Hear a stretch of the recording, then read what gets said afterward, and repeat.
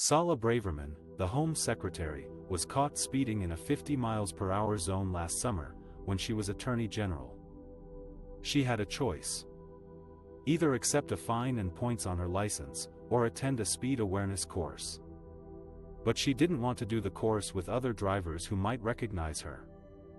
So she asked for help from civil servants and a special advisor to arrange a private course, citing security concerns. But they told her it was not a matter for the civil service or the course provider. She had to follow the same rules as everyone else. Braverman's attempt to use her position and influence to avoid embarrassment has raised questions about her integrity and judgment. Did she breach the ministerial code, which says ministers must avoid any conflict between their public duties and their private interests? Did she undermine her authority as the head of law enforcement in the country? Did she show disrespect for the law and the people who enforce it? Braverman has denied any wrongdoing. She said she paid the fine and received demerit points on her license. She said she only asked for advice, not for favors. She said there was nothing untoward in her actions. But critics have accused her of thinking she is above the rules. They have called for an investigation by the Prime Minister's ethics advisor. They have questioned her suitability for high office.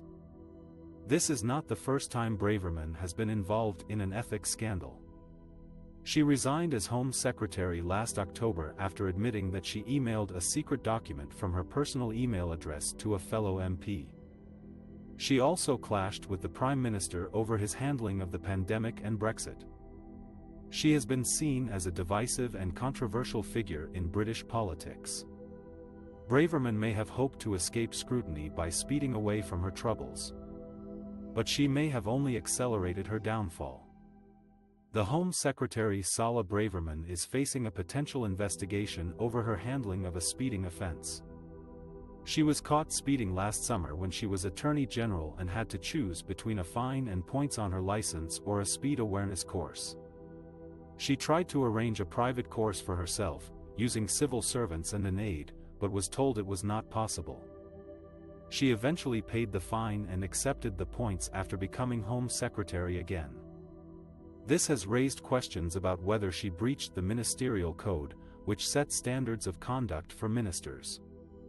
The code says that ministers must uphold the political impartiality of the civil service and not ask civil servants to act in a way that conflicts with their obligations. The Prime Minister Rishi Sunak, who has the power to order an inquiry into a minister's conduct, will consult his independent advisor on ministerial ethics, Sir Laurie Magnus, about the claims. He has not said whether he will launch a formal investigation or whether he has full confidence in Mrs. Braverman. Meanwhile, opposition parties are calling for more action. Labour's deputy leader Angela Rayner said Mr. Sunak should order Sir Laurie to investigate without delay and that Mrs. Braverman had abused her power and privilege by seeking special treatment. The Liberal Democrats said Mr. Sunak should make a statement in Parliament and explain this farce. They said he was too weak to ensure his ministers maintain integrity.